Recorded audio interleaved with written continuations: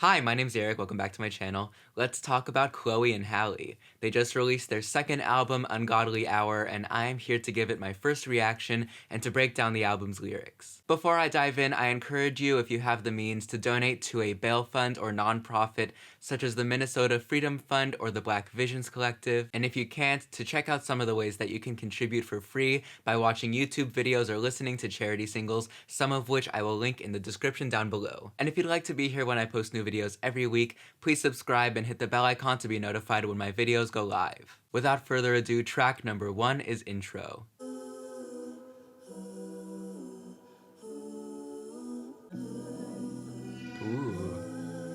Feels sort of hymnal but has that bassy production underneath. Don't ever ask for permission. Ask for forgiveness. Okay, so that was the full intro, pretty short. Just to lay some groundwork, the expression ungodly hour just means really late at night, but the language of it of course brings up the idea of sin, because what else happens late at night? So we have this literal context of going out and having fun and doing what you do as a young 20-something, and this metaphorical framework of sin and repentance. I don't think this album will be quite as preoccupied with the religious aspect as an album like Madonna's Like a Prayer, which I reacted to last week, but that's just basically what they're setting up on this intro. Track number 2 is Forgive Me.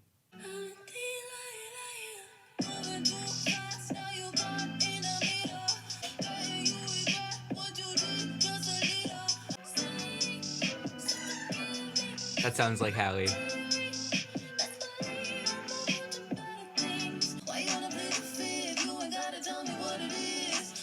Their vocals are just so precise. They're also exercising restraint vocally, which is interesting. It's a little bit more forceful.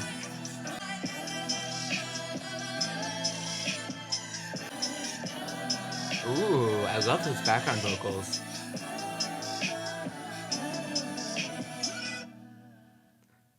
Oh wow, that was quick. It was short and sweet. In this story, we have just experienced a breakup, which is the perfect inciting incident to set off a series of late-night indulgences. Basically, this guy was cheating, classic story, but what makes the song interesting is how Chloe and Halle set themselves up in a position of authority over the cheater. The song opens with them talking about how they feel so high, and it's not just this so great it's wrong catharsis of shaking off an unfaithful partner, but also the moral high ground. You wronged me, so you don't have power here anymore. The lyrics taunt this guy, saying things like, "You're gonna regret this," and "I'm not crying, you're crying." On the pre-chorus, they ask, "Why do you want to plead the Fifth?" And for anyone not from the US, this refers to the Fifth Amendment of the US Constitution, which says you don't have to say anything in a criminal trial so that you don't incriminate yourself. So basically, this guy isn't confessing and is withholding information. He's guilty of the crime of cheating, and Chloe and Halle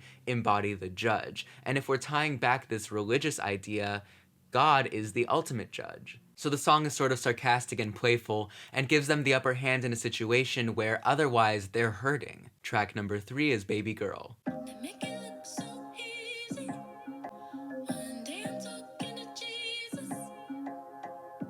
Okay.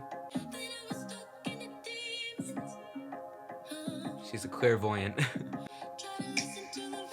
It's nice and spacious, gives room for their voices. 90s there. Ooh. Ooh.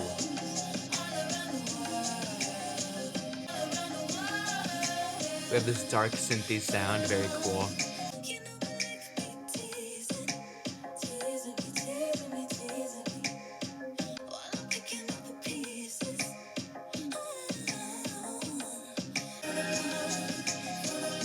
I love how enveloping the sound is.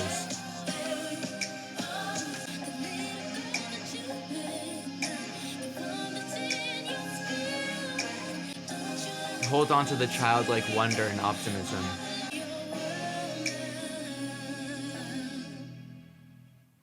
These songs are pretty short, but that's clever for an album to move quickly, keeps you engaged. This song is about making music and doing it for the girls, wanting to be a role model for girls and women like them. Religion shows up on the first verse when they say, They make it look so easy. One day I'm talking to Jesus, the next I'm talking to demons. And then they follow these lines with the pre-chorus that sounds like it's about writer's block. They try to listen to the radio and open up creatively, but they can't. So in these opening lines, I think what they're setting up is that their role models, probably including Beyonce, just seem so confident and self-assured in their art. And that's the Jesus side of the equation. Inspiration, creativity, confidence. And then the demons are the things that get in the way of that creativity and inspiration. Maybe, personal demons or bad people in the music industry, things like that. So the song is about fighting those demons and those struggles to do the good thing, the godly thing, of making music to inspire people and to spread positivity. Track number 4 is Do It, and this is the only song from the album that I've already heard, and I really, really like it, so I'm looking forward to giving it a closer listen. Taking pictures, make sure you can see no less. That wig secure like the money in a safe. Party starting when we pull up to the gate. Girl, we so lit, I'm just with the crew. It's a homie, something kind of mood. Their voices are gorgeous. That's just what I do, and that's just how we do it. Say where you from, and I'm out of space. That's such a Beyonce line too, I love it.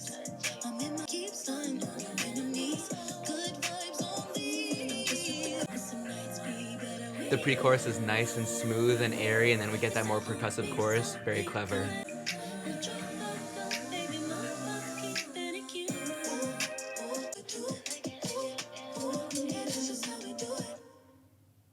They have so much fun on that outro too, instrumentally and vocally. They can show off just some little tricks. It's not as bold and brassy as we expect from hearing them, really show off in like their YouTube videos or singing the national anthem or a situation like that. Here, they're showing precision and skill and technique in a different way. And every song so far has Chloe and Halle basically in a position of power and confidence. I didn't hear any explicitly religious ideas on this song, but I think what's interesting is that, if anything, this is the opposite of an Ungodly Hour. Keeping it cute, keeping out the drama and the baby mamas, basically is doing the godly thing. It's like having a godly night out, leaving room for Jesus. And on the last track, the godly thing, the way of life associated with Jesus, is being successful. So on this song, when they flex about, chasing their bag and stunning on their enemies, that's aspirational. It's not conflict or indulgence, but positivity. And in that way, it feels pretty young and optimistic, but that's who they are. Also, I just wanted to mention that I was already excited before I heard this song that Halle was going to be playing Ariel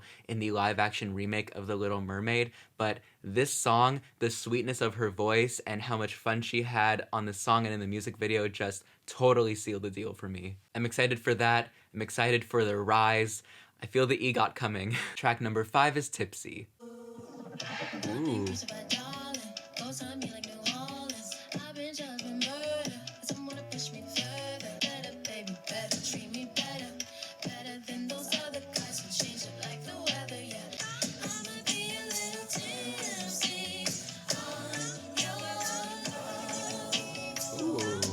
I like how it opened up and brightened up on the chorus.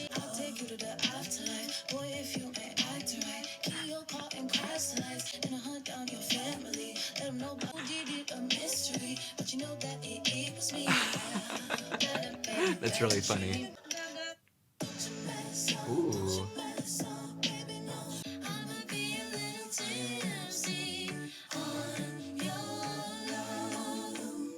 Wow, that was so fun and so tongue-in-cheek. You really feel their influences converging on this song, because Chloe, from what I've read, comes at it sort of, of course from an R&B perspective, but she also is interested in sort of more art pop acts like Björk. And then Halle has a little bit more of a jazz perspective. And what's interesting about this song is how the sound is just so odd. It feels like they were slipping and sliding between notes to imitate like drunkenness, almost as if the pitches were slurred. And on the first verse, they bring back not just the religious language, but also the legal language, which I was not expecting, so that's really cool. They say they've been crucified and that they're haunted and they were charged with murder. Also, I wanted to just mention, I refer to them sort of as one voice because the song sort of has a unified perspective, but I do realize they sort of, split and alternate different parts, and I think it suits their voice really well which parts they choose to assign to each sister. But all of those things, those, images of darkness and prosecution are reflective of the demons that they were talking about on Baby Girl. And for the first time, they're really portraying themselves in more of a complicated light, which makes sense as we approach the middle of the album. And as part of that, we get an actual connection between these late night indulgences and personal flaws. The idea on the chorus, of course, is that they are tipsy in love. This love is intoxicating them and taking away their better judgment. This leads them to do the things like the list of threats on the second verse, basically killing this guy with their love. So it's sort of a metaphor for their love being so strong and passionate that it runs the risk of pushing someone away or hurting them, or likelier, if they are hurt, that they will retaliate even more strongly. They're basically half-jokingly saying, if you hurt me, track number 6 is the title track, Ungodly Hour. Ooh, kind of vaporwavy, got that vinyl crackle. Hit me with your eyes. I ain't never seen that kind of you, but I can tell you need to work on you, like you. You know that I heard it all before. And you're done for money. When you decide you like yourself, holler at me. When you don't have to think about it, love me at the ungodly hour. Production's really wonky. It sort of like pulses in and out. It's really weird, but cool. I love how bright and sunny the sound is. Ooh.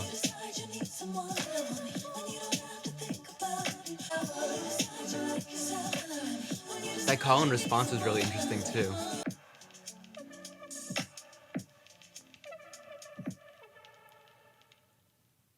Interesting. That was a little bit longer than the rest of the tracks, but that makes sense because it's the title track and sort of the album's centerpiece. And another interesting thing about this song to me is the sort of moral or at least emotional vagueness of the title. They're begging for someone to come love them in the ungodly hour, and it kind of feels like it could either be protecting them from the ungodliness with the love, or the love being the ungodliness. And I think that's an internal tension that the song is dealing with, because we have these lyrics about hesitation and mind games, but we've also returned to Chloe and Halle being confident and having the upper hand. Because they're saying, you can have me only once you've worked out your own issues internally. So what we're gathering from these last few songs is that their belief system, basically as characters or as people, centers around self-love and confidence, and they don't want bad vibes in their life. Track number 7 is Busy Boy. That's why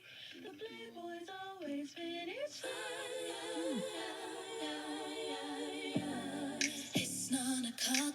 I'll get a text saying, are you up? Classic. Girl said she got the same message, same thing. You told me that you're with your family, but girl saw you with someone leaving the party. They're being played. I tell you what you wanna hear all the time, just because it's so damn fine. Oh, interesting. Ooh, this feels more 90s, like TLC almost. This is another teasing song. Ha. Congratulations, she's saying that the baby coming any day. Wow. This really sounds like an updated version of a nostalgic sound. It's really clever.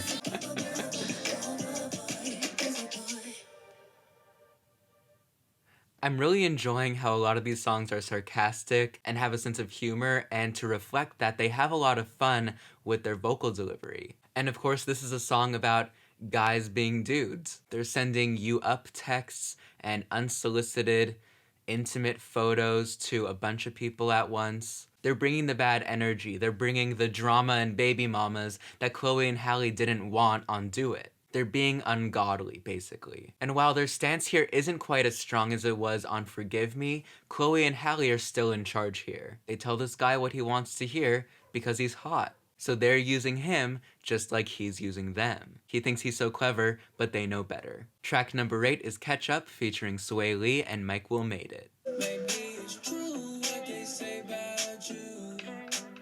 You're in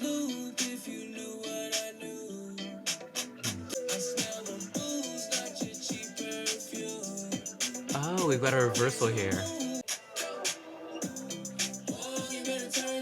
Ooh.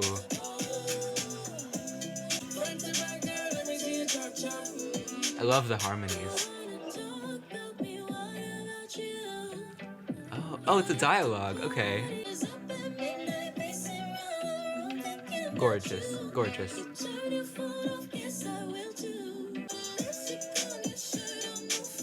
We got accusations flying.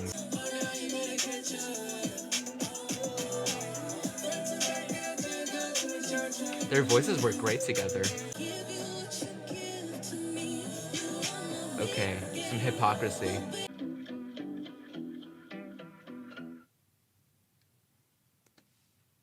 Wow, okay, that was kind of a banger. For the most part, it had more of a skeletal sound, but that worked really well and their voices complemented each other excellently. And for the first time, we introduce a dialogue, a voice of a suspicious partner, and it seems like we're facing the repercussions of what we were talking about on Busy Boy. Because on Busy Boy, both parties were trying to deceive and outwit the other, and now both of them have figured it out, and they're making accusations at each other. So Swae says that he smells booze covering her cheap perfume, which, first of all, rude, but it implies that someone has maybe gotten sloppy and hooked up with someone else. And of course, on the second verse, Halle returns with her grievances. You have groupies and you have lipstick on your shirt. And then on the bridge, it sounds like Chloe interjects and says, why is everyone so mad? We're just trying to party. I'm trying to party, you're trying to party, we're on the same page, what's the problem? So basically it feels like this isn't going to end well. Track number 9 is Overwhelmed.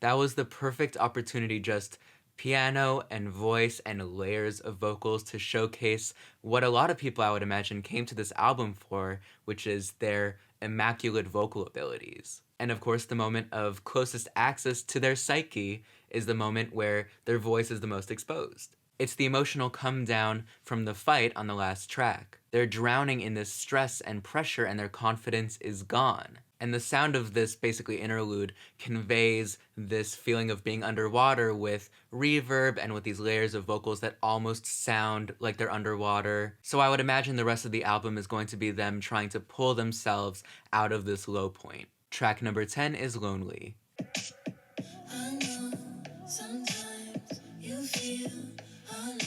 You wait by your phone. You let somebody know. So now they're talking to us instead of about themselves. Good question.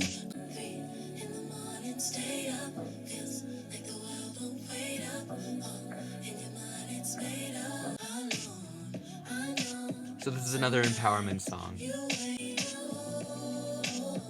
And the softness and sweetness is them extending a hand. Signature harmonies. This is definitely one of the poppier tracks.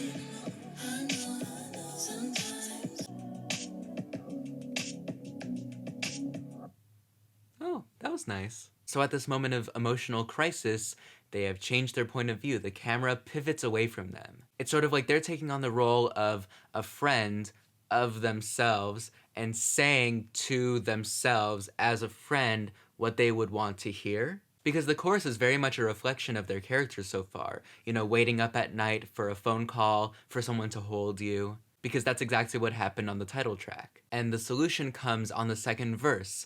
Self-love and support from friends as opposed to money and alcohol. So this qualifies the ways that they were flexing earlier, you know, saying, look at our money and this great time we're having, because as with many pop songs about partying, underneath it was pain. And they've established that to them, godliness is self-love and confidence, so the ungodliness wasn't the romance or the partying, but their neglect of self-care. Track number 11 is Don't Make It Harder on Me. I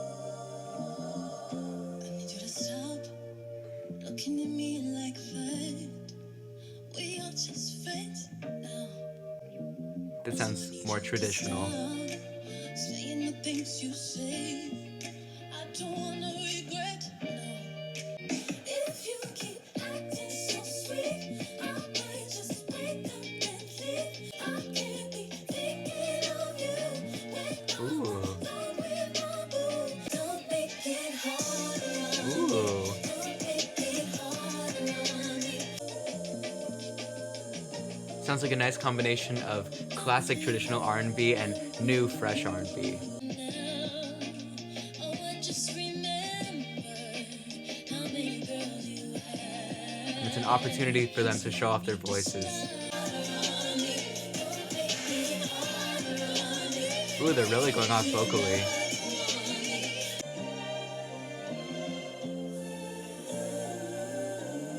And those plucked strings feel very mid-century too.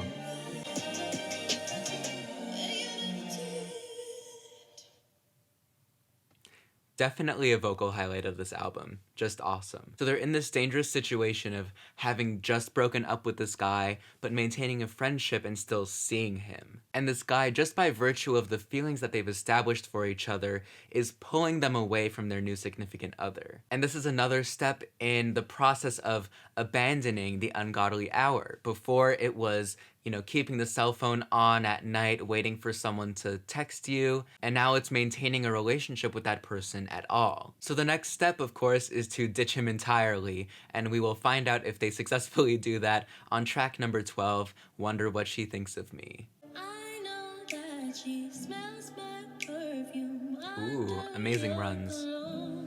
What she thinks of me when you stay away. I wish you all the best. I'll help you pick a dress. I'm actually happy for you. I doubt it. I know this is crazy for you to judge me. Wow. What she thinks of me when she And Chloe's huskier voice there, beautiful.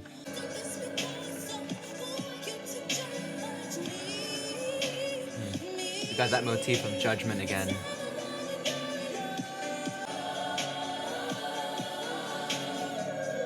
They really like to make their songs feel anthemic and big. I wonder what she thinks of me.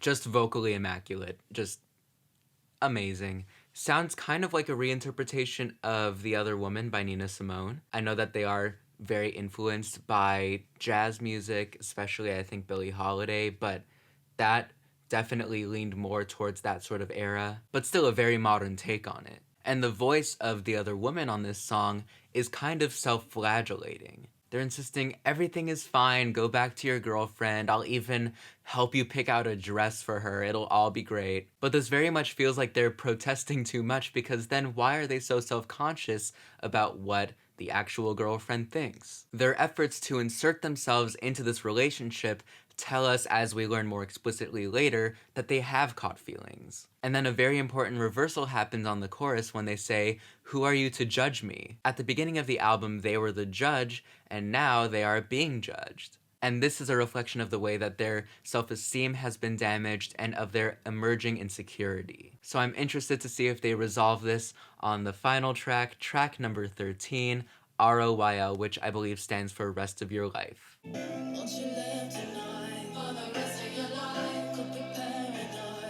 This reminds me a lot of their first album. This is odd. Kind of eerie.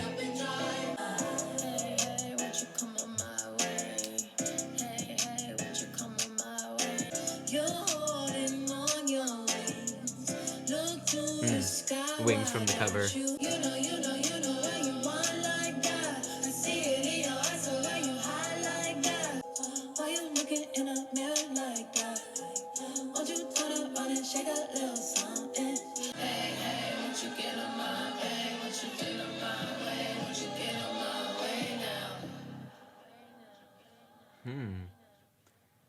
kind of an unsettling ending because this is like a party sort of trap leaning song, but it's all in a minor key, and we have this delivery that's very heavy and these tall vowels that feel like a cathedral almost, very foreboding. And from a story perspective, I think that's because their character struggles are still unresolved. They seem to be falling back on the coping mechanisms that they established earlier on the album, again within this religious framework. They say, "Come party with us, it'll be paradise, heaven." One of the biggest signs of this lasting emotional turmoil is on the second verse when they say, "Why are you looking in the mirror? Come party." Before, they were advocating for self-care and self-reflection and self-improvement, and now they're saying to mask that with partying. So while they've learned that this is a coping mechanism, they still embrace it, which tells us that they're still struggling to overcome it. Overall, I'm really impressed with this album. I think it's a very original take on R&B. You can feel that they have sort of reinterpreted their different influences, blended them together, and created something that feels distinctly like them. It feels like a very natural progression from The Kids Are All Right. It really retains a lot of their personality just as people and as vocalists. They have the opportunity to use a lot of different vocal techniques. On the last track, you heard vocal fry. There were some tracks where they were a little bit more talky and slurred, and others where they were very precise, and others where they were very bold. So they embraced a lot of different aspects of their identity as artists, and they wove through a nice set of images and motifs that told us exactly where they were in this struggle with basically coping with the stresses of being a young adult, specifically in the music industry too, on some of those tracks. So while I understand that there might be an impulse to assume that they're basically being crafted in Beyonce's image, and there are some signs of that in a very positive way, they are definitely forging their own identities as writers and as vocalists, and I'm very excited to see what they do next. So as always, let me know in the comments down below if you have any requests for music I should react to or video topics you'd like to see me cover. Please subscribe to be here when I post new videos every week, and try to contribute in one of the ways that you can, whether it be a donation or one of the links I provided in the description. Thank you so much for being here. I hope you are staying safe and healthy, and until next time, that's it.